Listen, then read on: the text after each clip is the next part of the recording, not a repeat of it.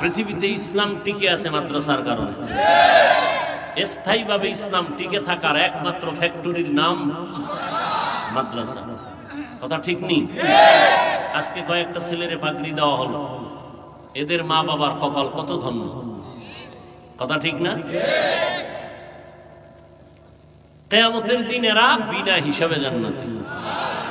আরো আস্তে করে, আমরা প্রতিদিন নামাজে দাঁড়ায় পড়ি ইহদিনাস সিরাতাল, আয় আল্লাহ জান্নাতে যাওয়ার সহজ সরল সঠিক পথ আমাদের দেখায়া দেন।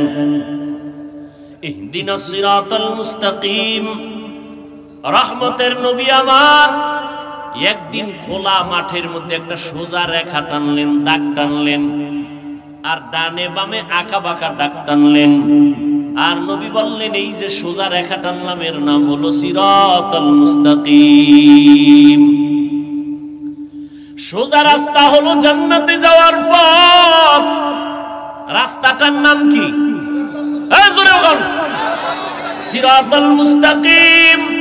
বাঁকা না সোজা? কয় রাস্তা? সিরাতাল মুস্তাকিম সোজা একটা রাস্তা, জান্নাত পাওয়ার পথ। নবী কয় জান্নাতে যাওয়ার একটা পথ, নাম হলো সিরাতাল মুস্তাকিম। আর আল্লাহ তাআলা সূরা আনকাবুতের মধ্যে বলেন, আমি জান্নাতের জন্য যারা আমার মহব্বতে চেষ্টা করবে, আমি আল্লাহ তাদের জন্য অনেকগুলো রাস্তা খুলে দিব। নবী কয় জান্নাতে যাওয়ার একটাই পথ, সোজা সিরাতাল মুস্তাকিম। আল্লাহ কয় অনেক রাস্তা খুলে দিব, যেদিক দিয়ে ঢুকবি সেদিকেই জান্নাত। নবী কয় রাস্তা একটা, আল্লাহ কয় অনেকগুলো। সমাধান কি হবে?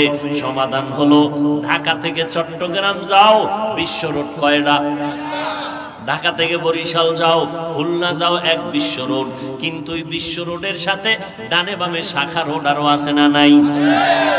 বান্দা সিরাতাল মুস্তাকিম হলো একটা রাস্তা, এটাই সঠিক বিশ্ব রোড। আর ডানে বামে বহু রাস্তা আল্লাহ রাখছেন, যেদিক দিয়ে ঢুকবা। তাবলীগের একটা রাস্তা, চরমনাই, পীর মুরিদি, উজানি, বাহাদুরপুর, নানুপুর, আল্লাহওয়ালা, খাঁটি আল্লাহওয়ালা যে পীর মাশায়েখরা মেহনত করে, তাদেরও একটা আলাদা রাস্তা। ঠিক নেই?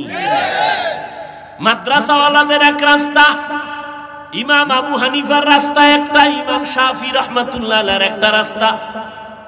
আলাদা আলাদা আলাদা আলাদা হলেও কিন্তু সবগুলোর সাথে বিশ্ব রোডের সাথে লাইন আছে।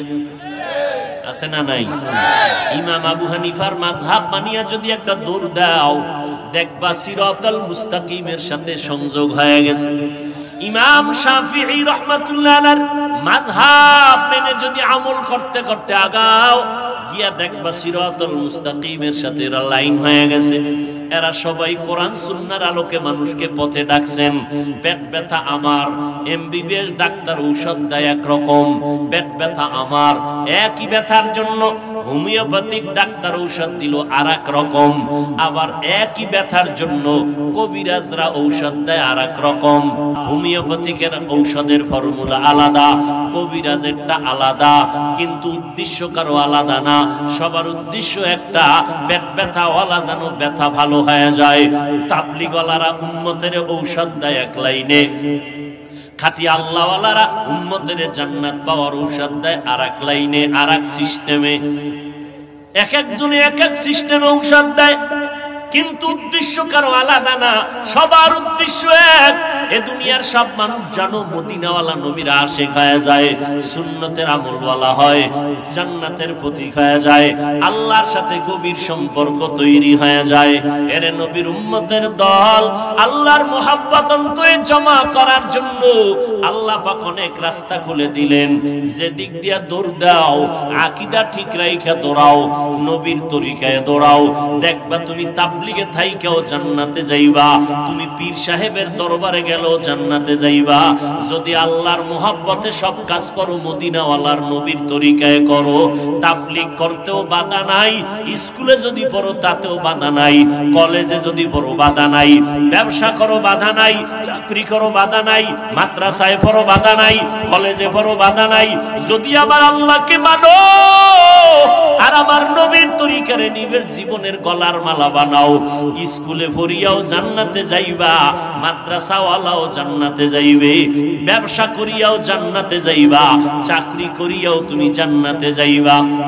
আর আল্লাহকে যদি না মানো, নবীর তরিকা যদি না মানো, তাহলে তুমি তাবলীগ করলেও জাহান্নামী, তুমি পীরের কাছে গেলেও জাহান্নামী।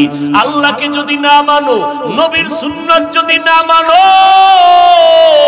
মাদ্রাসায় পড়লেও জাহান্নামী, স্কুলে পড়লেও একই হালাত হবে।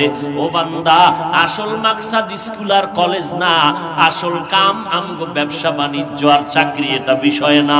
বিষয় হলো আমি যা করব সব আমার আল্লাহর জন্য, নবীর তরিকায় করব।